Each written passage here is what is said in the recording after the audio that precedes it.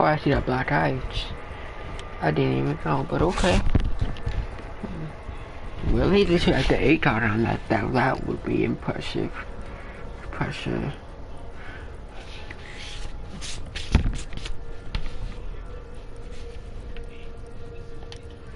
It doesn't matter, okay.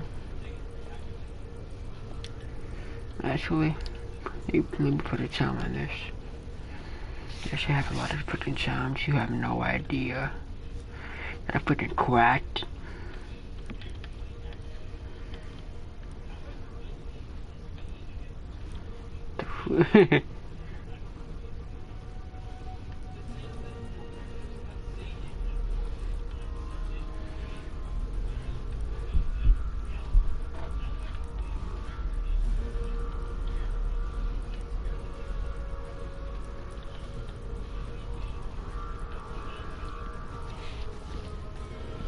I could go with... I'm gonna go with the ducky. I know you guys might think that I'm a little kid because I called it a ducky, but hey.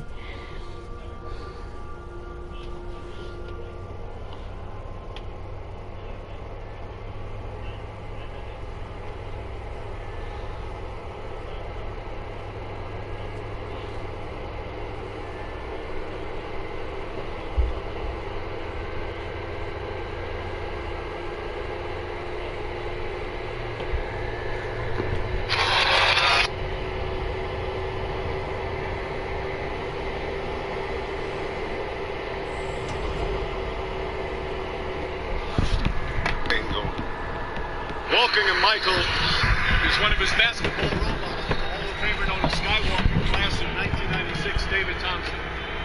Ladies and gentlemen, Michael Jordan.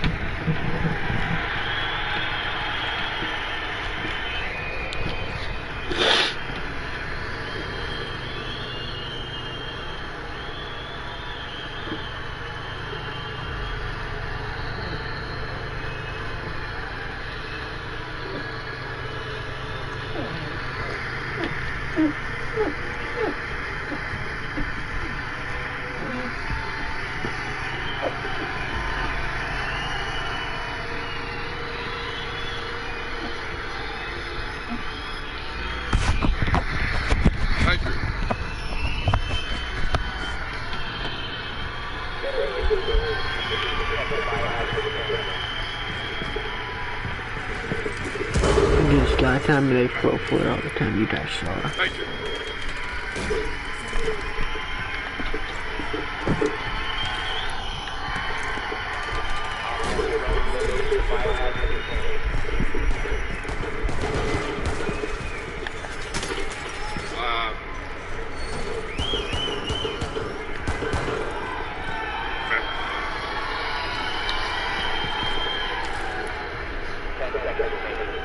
I told all my friends I was going to come up here and say thank you and walk off. I can't. There's no way. I got so many people I can thank. In all the videos, you never just saw me. Something's got to be every championship I won.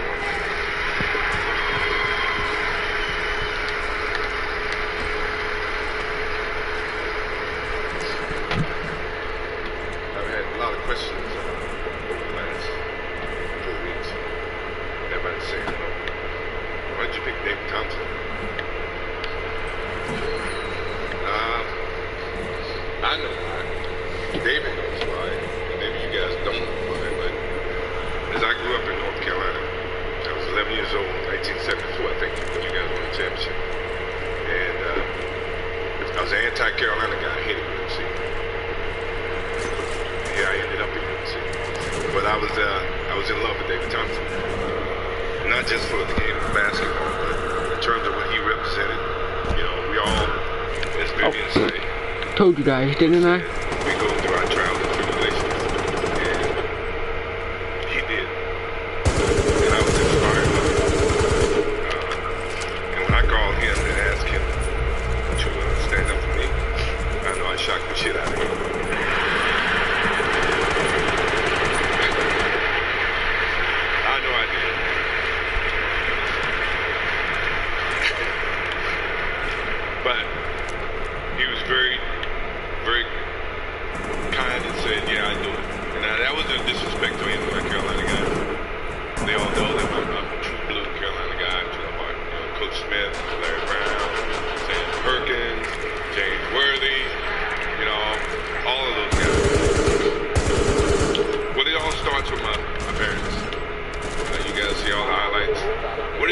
is it about me that you guys don't know? As I stand up here and I watch all the other recipients stand up here and they give their history and so many things I didn't know about Jerry Sloan. I know he lived on the farm, but I didn't know he was in a small classroom from first grade to the 8th grade. Even David Robinson, obviously I've known David for some time, and I found some things out about him, and even with John, I found some bad things or good things about him, and even Viv, I've known Viv for years, and her and my father and my mom spent a lot of time on the Nike trips, and I found out a lot of good things about her. But what about me that you guys don't know? I got 2 brothers, James and Larry. They're 5'4", 5'5" in height.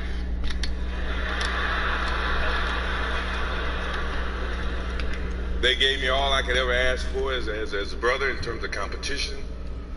You would think that my brother Larry is a ideal situation where small things come in small packages. This dude fought me every single day. And to the extent that my mother used to come out and make us come in because we were fighting way too much. And my older brother was always gone. He served in the Army for 31 years.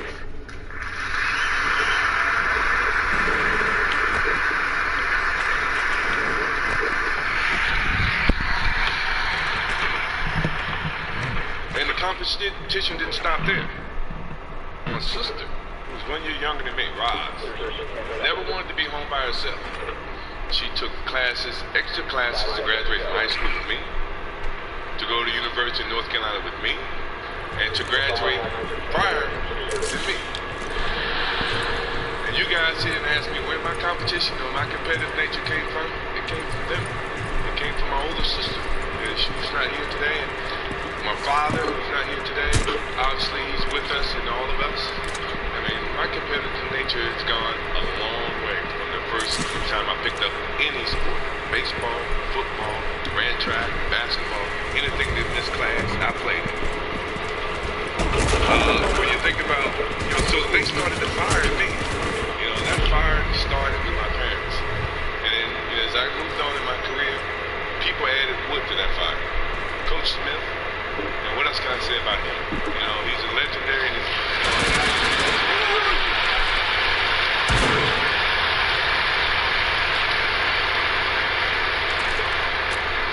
And then there's Leroy Smith. You gotta think that's a myth.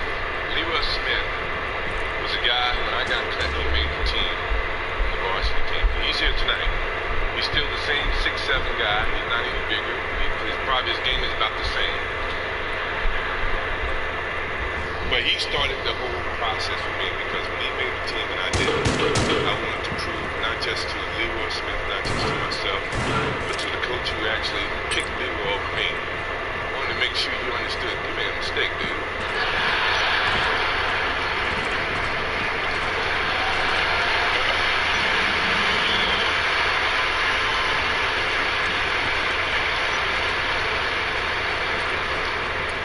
And then there's Buzz Peterson.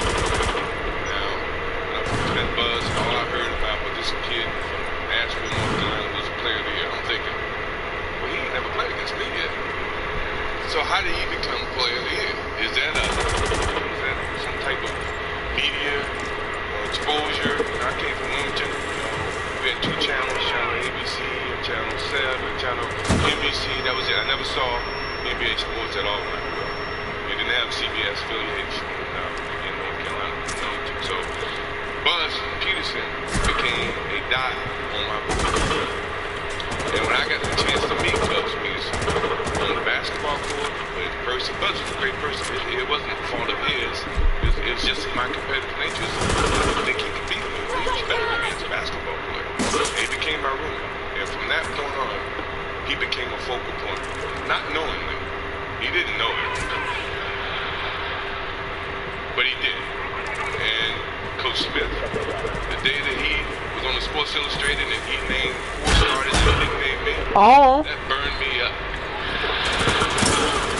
Because I thought I belonged on that Sports Illustrated. Now, he had his own vision about giving a freshman that exposure, and I totally understand that, but from a basketball sense, I deserve to be on that Sports Illustrated. And he understands that. And it didn't stop there. You know, my competitive nature went right into the pros. I get to the Bulls, which I was very proud that at the time Jerry Rainbow didn't own the team. It was another organization, and Rob Thorne drafted me. Kevin Lockett was my first coach. Kevin used to take practices and put me in the starting five. And he'd make it a competitive thing where the losing team have to run. Oh, man. So now I'm on the winning team, and halfway in the game, halfway in the situation, he would switch me to the losing team. So I take that as a competitive thing by you trying to test me. And by 9 times out of 10, the second team would come back and win no matter what he did. So I appreciate Kevin Lockett for giving me that challenge, providing that type of fire within me. He threw another log on that fire for me. Jerry Rainbow. I mean, what else can I say? The next year I come back, I broke my foot. I was out for 65 games. And when I came back, I wanted to play. He and the doctors, they came up with this whole theory that you can only play 7 minutes a game, but I'm practicing 2 hours a day. I'm saying, well, I don't agree with that math. And back then, it was about whoever had the worst record get the most balls and the ping pong balls, and you decide what pick you're gonna have. But I didn't care about that. I just wanted to win. I wanted to make the playoffs. I wanted to keep that energy so that I can re-injure my ankle or my foot. He says, if you have a headache and you got 10 tablets and one of them is coated with cyanide, would you take the Tylenol? And I looked at him. I said, how bad is the headache? Depends on how bad the headache. Jerry looked at me and said, you okay? I guess that's a good answer. You can go back and play. He let me allow to go back and play. And, Jerry provided a lot of different obstacles for me, but at the same time, the guy gave me an opportunity to perform at the highest level in terms of basketball. And the Bulls, the whole Bulls organization, they did a great justice for me and for all my teammates. Believe me, I had a lot of teammates over the 14 years that I played for the Bulls, and I respected each and every one of them. I just wanted to win, no matter how you look at it. And then along came Doug Collins, who was caught in the whole mix of this, Jerry Krause and Jerry Reinsdorf. And at the same time, when I was trying to play in the summertime, he said, well, you're a part of the organization, and the organization said you can't play in the summertime. I said, Doug, you had to read my contract. And my contract said I had the love of the game clause. That means I can play anytime I want, any place I want. And he looked at me and said, yeah, you're right. And that's how we became, a little closer in terms of Doug Collins and myself. And, Jerry Krause was right there, and Jerry's obviously, I don't know if he invited me if I didn't, but I hope he understands. I hope he understands that it goes a long way, and he was a very competitive person. I was a very competitive person. He said organization wins championships. I said, I didn't see organization playing with the flu in Utah. I didn't see him playing with, with the band ankle.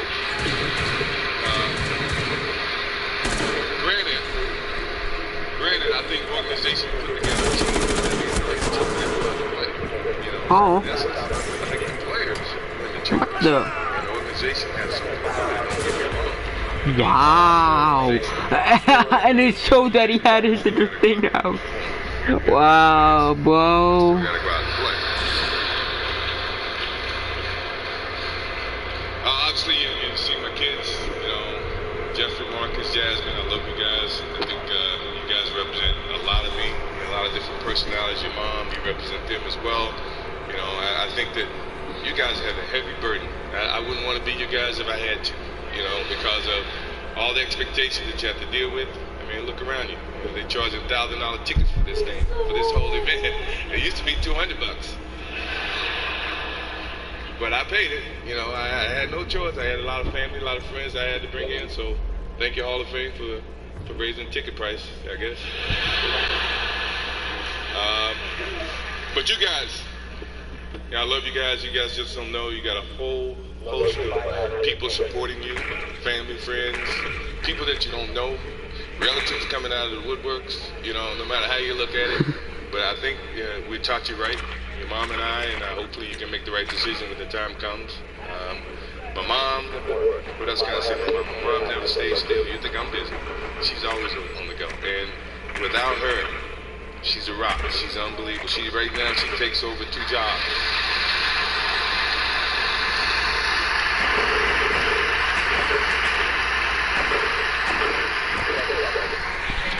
unbelievable woman. I mean, if I got anybody that's nagging me each and every day, it is her. And she constantly keeps me focused on good things about life. You know, how people perceive you, how you respect them, you know, what's good for the kids, what's good for you, you know, how you perceive publicly. It's the second thought. Take a pause and think about, you know, things that you do. That all came from my parents, you know, it came from my mom. And she's still, at this stage, I'm 46 years old, she's still parenting me today. And that's a good thing about that lady. I love her to death. I love her to death.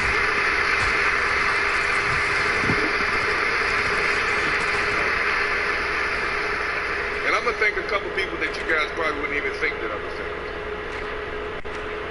Isaiah Thomas, Magic Johnson, George Gervin. Now they say it's a so-called freeze out in my rookie season. I wouldn't have never guessed, but you guys gave me the motivation to say, you know what?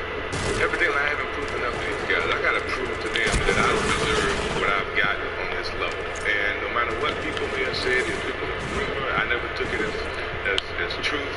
But you guys never froze me out because I was just happy to be there, no matter how you look at it. You know, and from that point forward, you know, I wanted to prove to you, Magic, Larry, George, everybody, that I deserve people's love as much as anybody else. And I hope to be able to continue my career. I've done it, without a doubt. You know, even in the Detroit years, we've done that.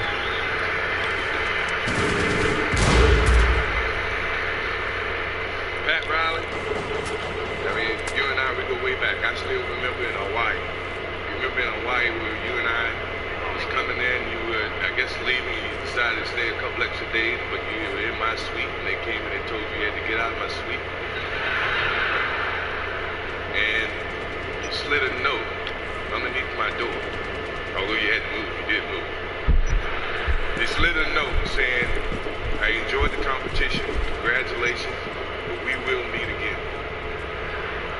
And I take the heart in that because I think, in all honesty, you are just as competitive as I am, you know, even from a coaching standpoint. And you've challenged me every time I played the Knicks, the Heat, and I don't think you were with the Lakers, but anytime I played against you, you had Jordan Stoppers on your team, you had John Starks, who I love.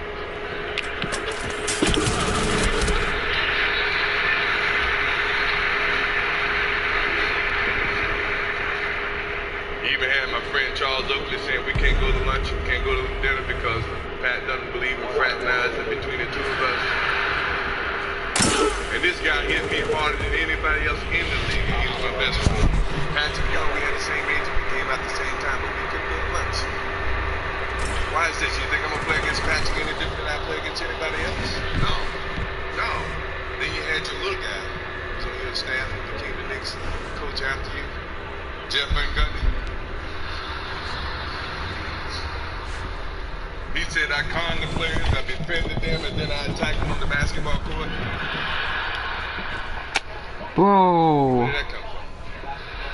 I just so happen to be a friendly guy. I get along with everybody, but at the same time, when the light comes on, I'm as competitive as anybody else.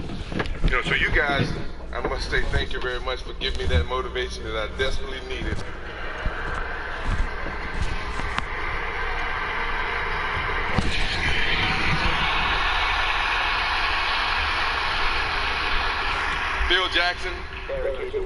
Phil Jackson is, to me, he's a professional Dean Smith. You know, he challenged me mentally, not just physically. You know, he understood the game, along with Tex Winter. They taught me a lot about the basketball game. Tex being the specialist, you know, I could never please Tex. And I love Tex. Tex is not here, but, you know, I know he's here in spirit. He is. I can remember a game coming off the basketball court, and we were down, I don't know, 5 to 10 points, and I go off for about 25 points, and we come back and win the game. And we're walking off the floor, and Tex looked at me and says, you know, there's no I in team. I said, Tex, it's not an I in team, but it's I in win.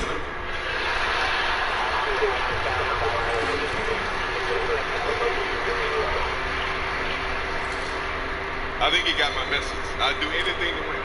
You know, if that means we play team format, if that means I have to do whatever I have to do, you're going to win, no matter how you look at it. And then you had all your media, and they say, oh, scoring champion can't win.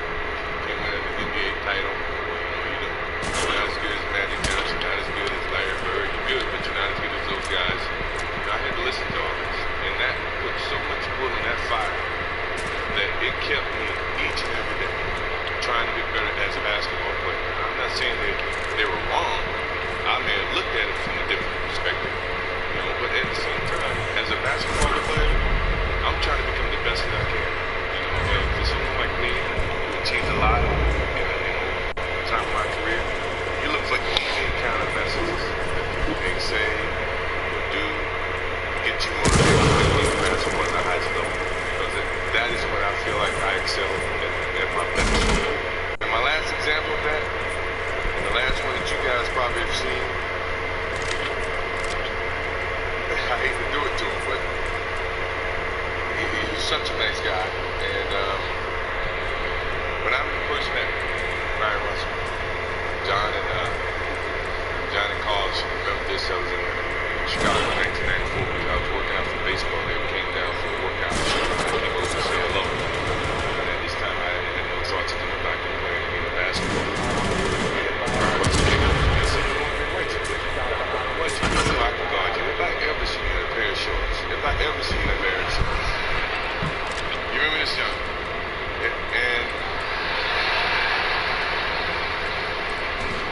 so when I did decide to come back in 1995, and we played Utah in 96, I'm at the center circle. Brian Russell sitting next to me, and I look over to Brian and said, "You saw the conversation you made in 1994 about, when I think I can guard you, I can shut you down, I would love to play against you. Well, you about to get your chance." And believe me, ever since that day, he got his chance. I don't know how succeeding he was, but I think he had his chance, and believe me, I relished on that point, and from this day forward, if I ever see him in shorts, I'm coming at him.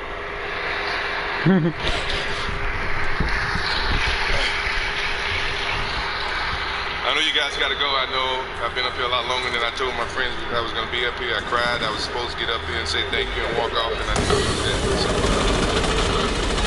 I appreciate it. Thank you very much. I appreciate it.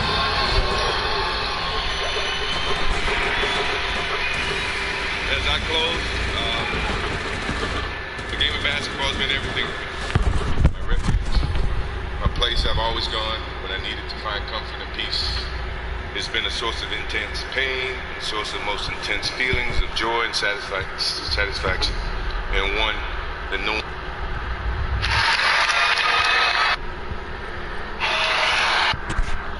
Welcoming Tracy to the Hall of Fame is Isaiah Thomas. Ladies and gentlemen, Tracy McGrady.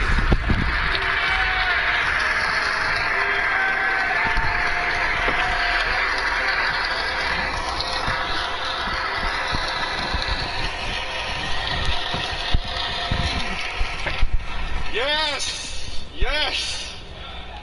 Man. Yes, thank you guys. Appreciate it. Put in common. I don't know what you saw, brother, but back in 1997, you recognized my talent, scrawny 18-year-old coming out of high school. I appreciate that. I appreciate you, childhood dream, by drafting me 9th overall. That meant the world to me. And first year didn't go so well. First half of that year didn't go so well, as you know. But you went on, became excellent coach, did some great things as an executive, made some great moves. But your best move, Zeke, was firing that coach my rookie year. Firing that coach my rookie year that criticized me, said I wasn't going to be in the league beyond 3 years. Was he wrong? Boy, was he wrong. Boy, was he wrong. Back in February, my wife and I were on our way to the Hall of Fame finalist press conference at this year's All-Star Weekend in New Orleans. We were on the elevator, and she kept telling me how proud of me she was and asked me if I was excited.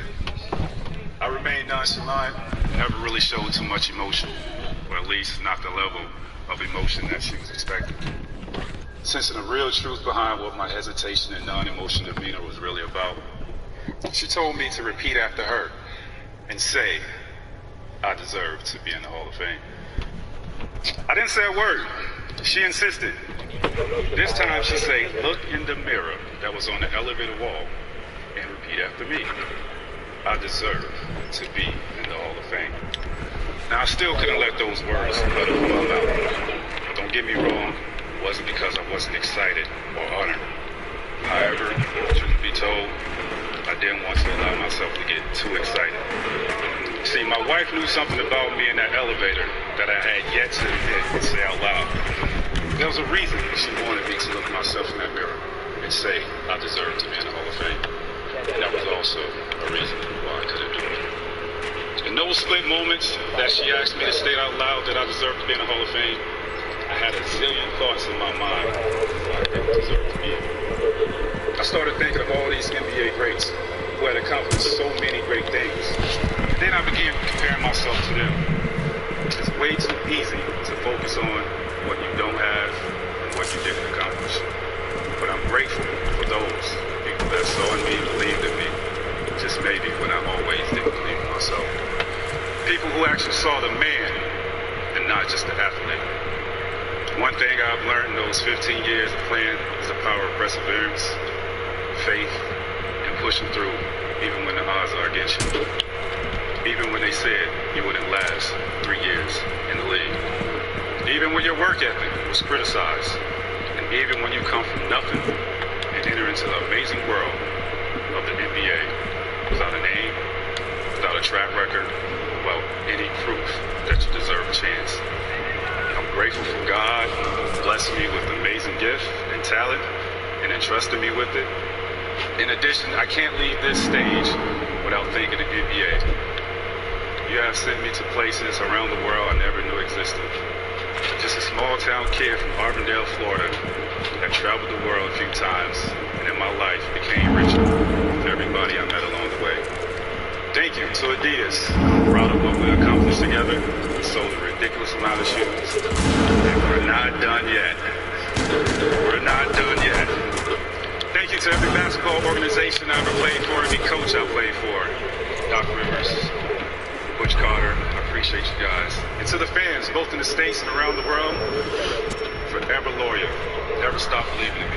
You gave me way more than I ever could give you. I am so grateful for all of my teammates, but I have to highlight those teammates who have impacted my life and made me a much better basketball player. Thank you, Yao Ming, Dikembe Mutombo, Grant Hill, Darryl Armstrong, Doug Christie, Vince Carter, D. Brown, Charles Oakley, Muggsy Bogues, Kevin Willis, Jermaine O'Neal, Dale Curry, and Antonio Davis. And to the realest coach I ever played for, he's not here tonight, he couldn't make it, he's back home helping some flood victims back in Houston, Coach Jeff Van Gundy. I just wish we had the opportunity to play a few more years. Johnny Davis, thank you very much for allowing me to work with you and giving me the footwork. My shooting coach in my Toronto days, Jim Thomas, Sonny, and Pam Vaccaro. Back in 1996, going to that camp, being the last guy to enter this camp. And you give me that jersey, 175. Secure the room.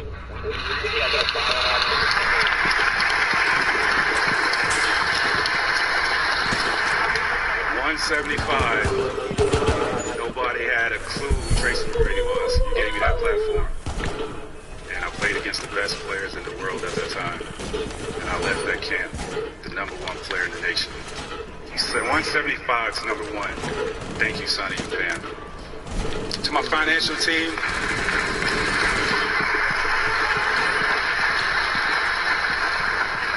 it's gonna be all right, Sonny. To my financial team, thank you guys. Made a lot of money in my playing career. You're doing a damn good job taking care of it. I appreciate that. To my agent, Arn Tellum, Bob Myers, thank you guys. To my attorney, Tim Hoy, I appreciate you. My assistant, Lisa Grable, 20 years. Thank you for organizing my life and my family's life. So all of my family, my siblings and friends, my brothers and sisters that are here, thank you guys. I appreciate you. Mom and grandmother. 2 women that kept me out of the streets of a drug-infested neighborhood. The one thing my grandmother instilled in me was patience. All the other kids were out playing. I had to leave the house in the wee hours in the morning to go fishing with you for 12 hours. Being on that lake, bonding with my grandmother, taught me patience, endurance, and the ability not to sweat what I couldn't control. And you know one thing that you always did was on that boat, whenever you wanted the beer, what was your sign?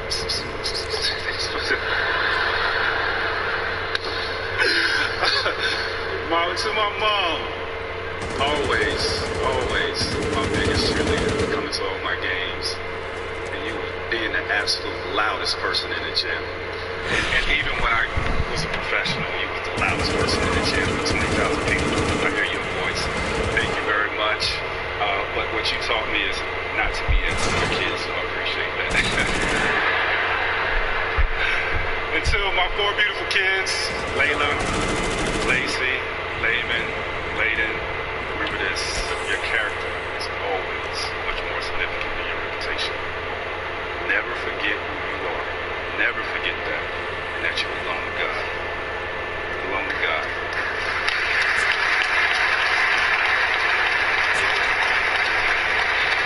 Because who you are in secret is just as important as who you are in public.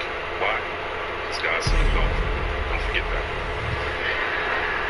To my wife, who I've been with for 20 years, God has given me a woman that has proven to be a beautiful mother, a wonderful wife, and an amazing friend. Thank God for you every single day. Love you.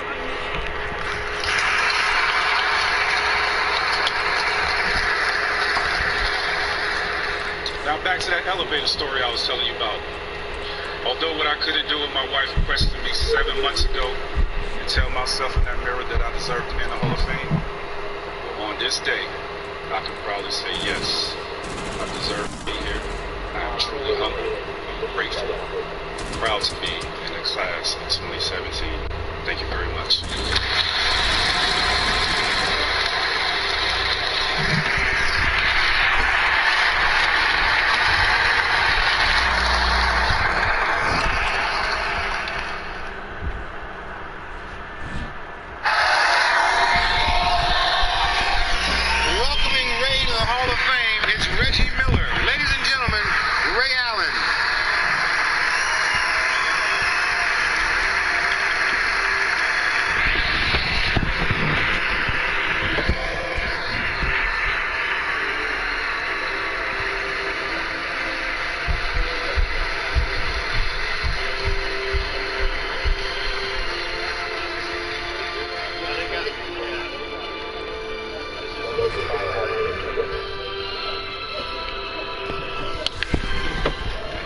So finally,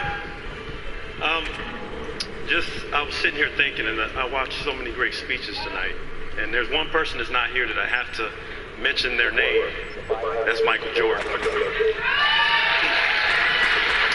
As a 14-year-old kid, I was sitting in my bedroom, and I seen him come down the lane.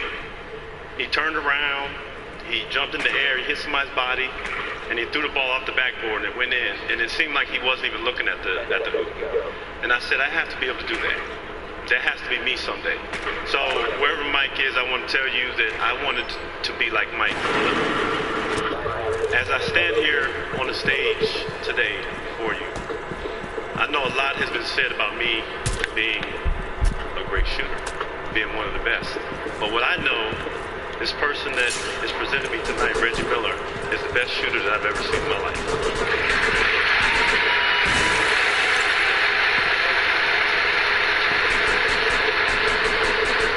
Reggie has had a profound effect on my early years in the NBA. I would come out on the floor thinking I was early, and he was already out there. And Reggie had a Superman shirt on. And when you see somebody, your opponent, wearing a Superman shirt, you have to ask yourself, how do I be Superman tonight? It was impossible to guard Reggie. Reggie would grab my arms, and he would throw me in one direction and go in the other. And then the coach would get mad at me. And I said, Coach Calhoun didn't teach me that in college. I learned so much, and I appreciate your example, the bar you set. To be able to break your record, I didn't know this record existed. So thank you for everything you did for me in this game.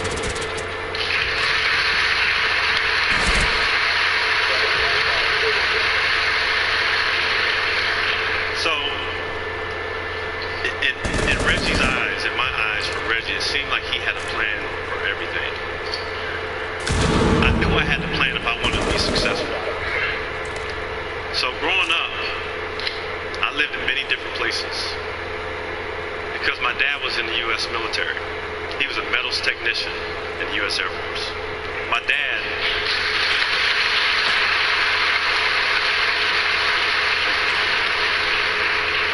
Walter Ray Allen Sr., he was quite an athlete himself. He played semi-pro football and basketball on the bases where we lived. While my mom, Flora Allen Hobson, she played basketball as well. She was tough. Her nickname was Truck. She definitely would run you over if you got in her way. Basketball was definitely the family sport, for sure. My parents, they instilled a competitiveness in all of us. Me, my brother John, my sister Kim, my sister Christy, Talisha. We all played every sport growing up. So if you can only imagine in our household, you know, some of the greatest competitions took place over who had control of the TV remote. As a kid, I was coached by two of the most influential coaches that I had in my life, in Jeff Lynch and Phil Pleasant. Thank you, Jeff and Phil. They taught me the fundamentals of the game that stuck with me throughout my whole career. They exemplified the idea that it takes a village, a community to raise a child. As a kid, we moved to Shaw Air Force Base in Sumter, South Carolina, where I learned to take my game to another level. At Hillcrest High School is where I groomed my talents under the tutelage of Coach Jim James Smith. I played ball every weekend at the base gym with my dad in the men's station at Shaw Air Force Base. And these guys definitely didn't take it easy on me. Those days were where I made a lot of my growth. I spent the summers playing AAU ball, which attracted many coaches from around the country. And one in particular, Coach Jim Calhoun.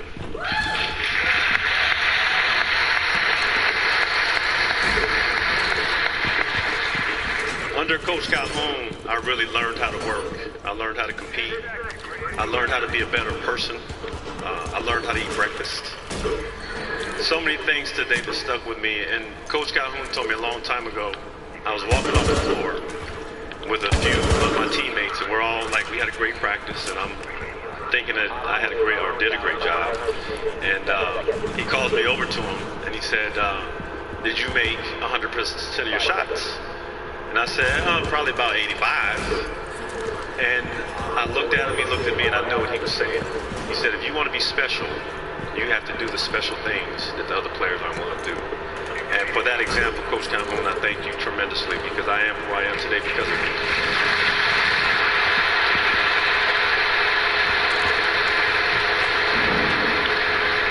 The University of Connecticut is where I made most of my bonds.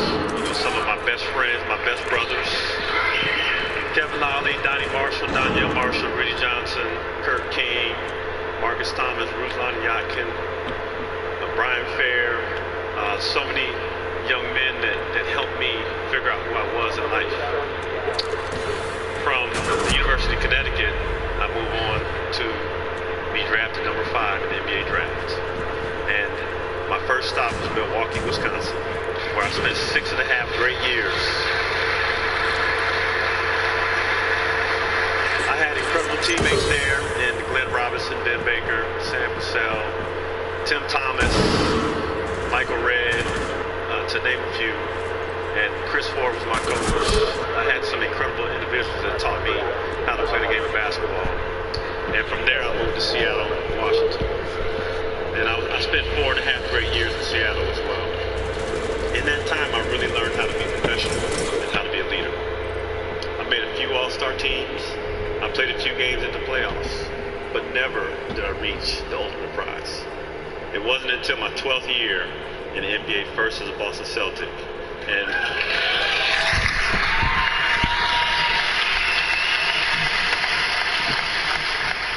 where in my 12th year, I paired up with a couple of future Hall of Famers in Paul Pierce and Kevin Garnett.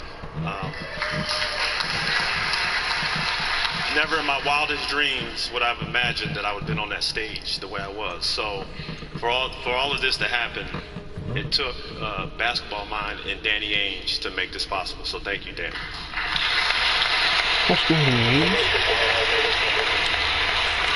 In my 17th year, I ended up with the glorious Miami Heat franchise, where I won my second NBA championship and ultimately playing with 3 future Hall of Famers in Chris Bosh, Dwayne Wade, and LeBron James. Which, again, wouldn't have been possible without the tutelage of Eric Spoelstra, Pat Riley for sure. Thank you, Pat. Thank you, Eric. Those 2 championship years, as some of us in the room know, were some of the hardest years that I've ever experienced in my life. The constant grind and the feeling of never being good enough kept us working. I really learned on the days, the nights that we won championships, you think you want to go out and celebrate, you think you want to go out and party. But those days, you realize that you didn't win the championship on that day, on that night. You won a championship that day when you got up, when you had 2 games or 4 games in 5 nights. You went up and you went to practice every single day. That's when you became a champion.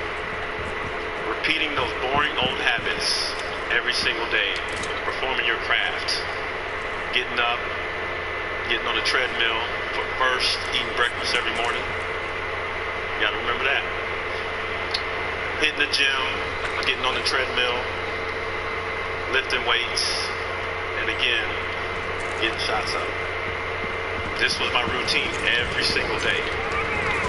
And what's so incredible about it is that I loved it. I wouldn't have rather been anywhere else in the world. And oftentimes, in committing so much to basketball, meant that some other relationships in my life would suffer. Most of us in this room know this all too well. We have strived for the ultimate pursuit of perfection, oftentimes missing holidays, missing birthdays, and countless other activities at home. Through this whole journey, I had an incredible partner by my side this whole time. My wife, my beautiful wife, Shannon, thank you so much.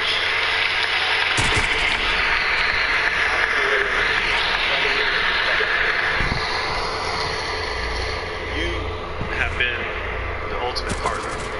GM, fan, ball kid, whatever it is, you did it. And as many people have seen what I've done on the court, it was always you behind the scenes that made my pregame meal. I left my shoes at home, you brought them. It was you that made the sacrifice, and you know, without you, I wouldn't be where I am today, so thank you.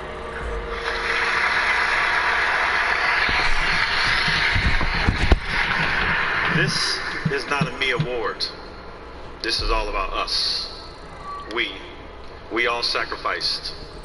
My mom, Flo, thank you, Mom. Everything that you've done for me, you've instilled greatness in me. Even when I didn't know I had it, you told me, there's nobody better than you.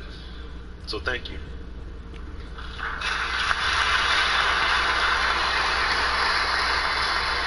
My dad, he's the greatest shooter in our households. My dad could shoot with his left hand and his right hand. But when I truly knew that I was doing something with my life and my career, we were playing against each other. My dad we used to go to the gym every Saturday and Sunday mornings. And my dad left me this one morning. And I was mad that he left me, but I called my other friends up and we met him at the gym.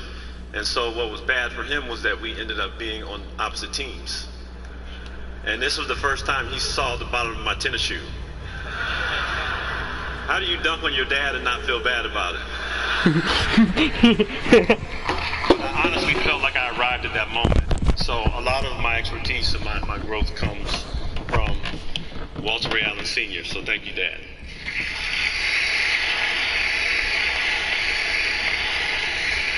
John, Talisha, Kim, Christy, you guys, you know, no matter where I went in life, I always knew that I had to represent, you know, the Allen children. So thank you for always pushing a good example and always being in my corner. You gave me the courage to go into the world and be the player that I knew I could be and the one that you knew I could be. To my kids, you are the best of me. You are my greatest legacy. Tiara, you are an amazing individual. You've helped me stay focused when you came into my life as I was a kid myself. Your spirit is amazingly bright, and I believe you will change the world. Ray Ray, you constantly impress me with your kindness and with your passion. I always tell you that you can do whatever you choose, because you are a warrior. Walker, you have the biggest heart and the greatest joy of anyone in the world. I love to see when you walk through the door. Hence your name, Walker. You always walk through the door, and I love it. I love when you come through the door with that huge smile on your face. Winnie, you remind me most of myself. You have such a kind soul, and you have an awesome spirit. You're an amazing people. Winston, my baby boy, you have such a great heart. You keep all these boys in line. Your smile is so contagious, and when I see it, I know all my troubles go away. I love all of you. All of you kids are my greatest legacy. I learned in life that our kids pay attention to everything we do, everything we say, and everything we don't say, and everything we don't do. So I have to be an example to these young people at all times, and we got to make sure that we're a great example to the kids in our lives at all times, because we do set the tone and the example in all of our communities.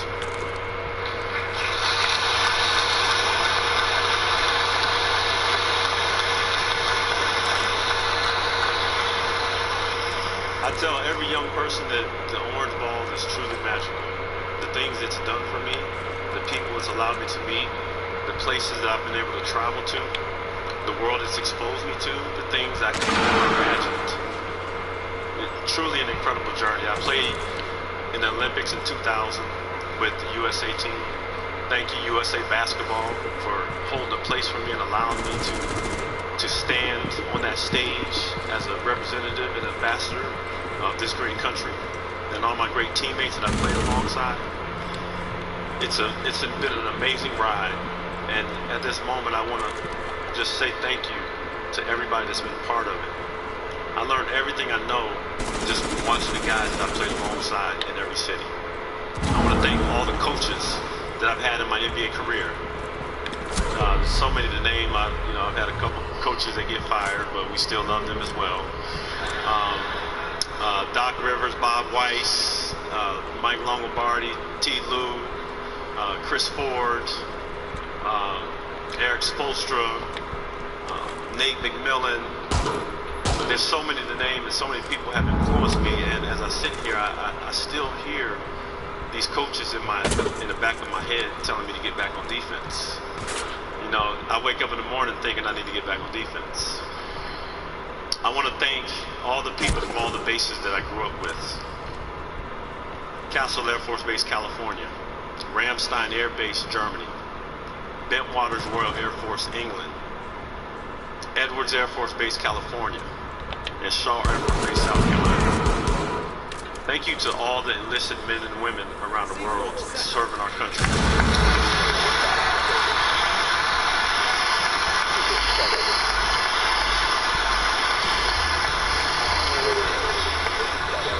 If I didn't play in the NBA, I certainly would have been going toe-to-toe with these people all over the world, protecting this great country of ours. I want to thank the cities that have taken me in and allowed me and my family to be a part of their community. Storrs, Connecticut. Milwaukee, Wisconsin. Seattle, Washington. Boston, Massachusetts. And Miami, Florida. I loved every place that I lived, and I met some incredible people in each of these cities that will be family for life. My only regret is that I had to leave, but I want you all to know that you will always be a part of my heart and my family, and I'll be always a part of your communities. I don't believe in talent. I'm here because I worked hard my whole life. Without that work, no one in this room would know who I am except my family. So to all the kids around the world watching, paying attention, and aspiring to be like one of us or even on the stage someday, put the work in and watch the magical ride you go on. Thank you to the Hall. Thank you, Fran, for your amazing work that you put in this week. Thank you to all of my fellow inductees. What an amazing class that I'm a part of, being able to parallel some of the careers that I've had the opportunity to parallel and play against some of you guys and grow up watching and admiring you. You set such a great example for us all, and you continue to set that same example. So I'm humbled and honored to sit here and be a part of the class of 2018. Thank you all.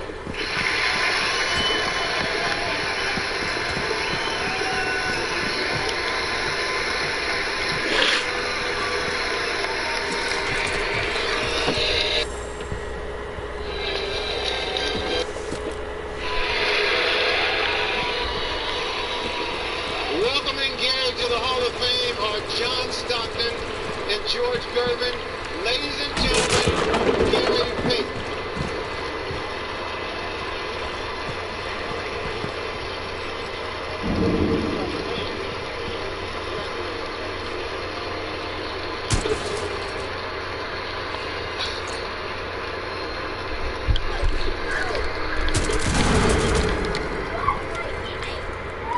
Everybody got this piece of paper, but they gonna bring me up here with an iPad.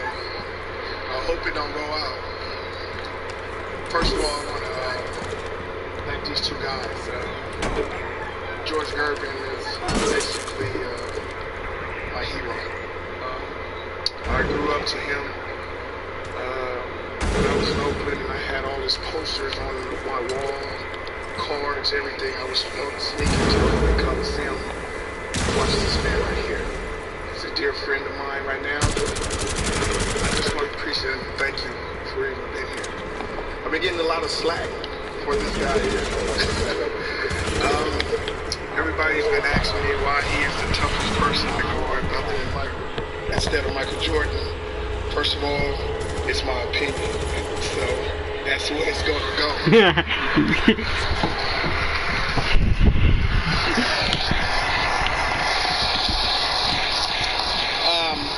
Just a little short story about him. He's the only guy, when I got in the NBA and I wasn't as good as I thought I was going to be for the first 2 years, I watched him. And when I watched him, he's a player that all kids should watch right now. I might have been more athletic than he was, but he did it the same way every night. Every night. For a guy, for him to only play 32 minutes, come in and shoot the ball 12 times, make 9 or 10 of them shots, shoot 8 free throws and make 7 of them, and then have 15 assists and 4 steals. That's the reason why he's the hardest person I ever had to guard, and that's why I respect him very much.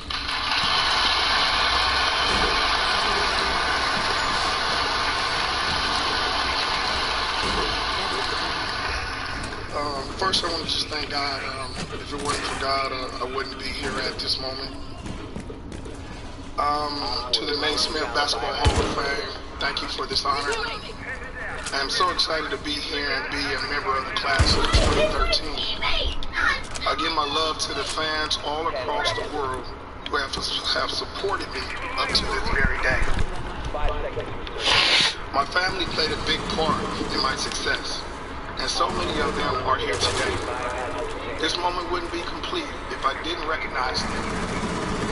They sacrificed a lot for me to get here. To my moms and pops, Annie and Alfred Payton, thank you, and I love you.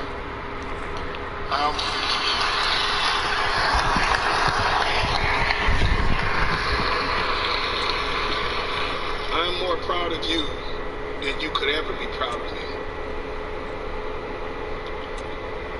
To my brothers and sisters, Greg, Sharon, Winnette, and Alfred. Basically, we call Alfred Pookie, so we all got one of them in our family. You've always looked out for me and protected me, and you've never hesitated to check me when I was out of line. George, you don't know, before I knew you was the Iceman, I had a brother named the Iceman. He was pretty good and great. By the way, if anyone here wants to know where I get my personality, just stop one of my siblings in the lobby, and it will become very clear why you know. Yeah, area. I want to thank my kids, Raquel, Gary Jr., Gary II. Yeah, I I had a George Foreman moment, yeah.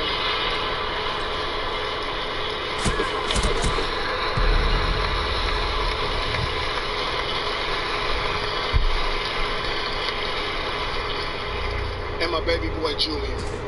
I love you, and I'm a better man by having this blessing of being your father.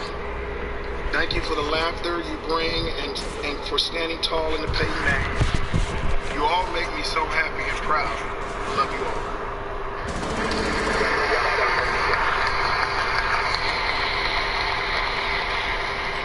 To my lovely Miss Monique Peyton, Supermom, my former ex-wife, my best friend, and my greatest supporter.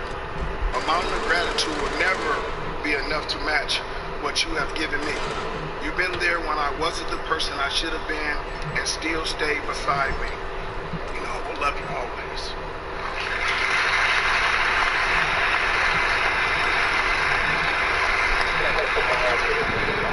Over the years, you really saw me without this group of guys. I want to acknowledge them next. They are my best friends who have taken this step and this journey with me. I have Marty, Trevor, Milton, Danny, Troy, Mike, my cousin Glenn, my nephew Zarek, and by the way, my cousin Glenn gave me the name The Glove in 1993. So as you know, if The Glove, credit him. Give him all the money and the trademarks. It's on him. My buddy Darnell C. Farr, and last but not least, the newest head coach of the Denver Nuggets, my brother, Brian Shaw.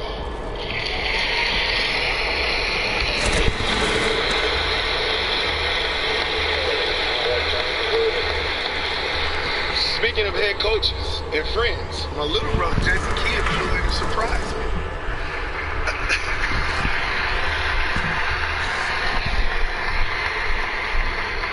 I appreciate you for being here, and I'm proud of you.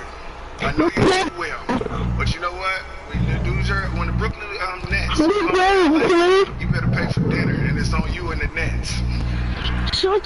What? I dedicate this night to the memory of my late Rainbow. College coach Ralph Miller.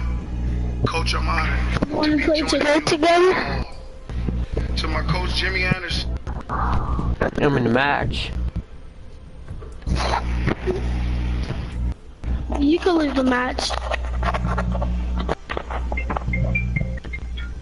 Hold on, my granny. Hold on.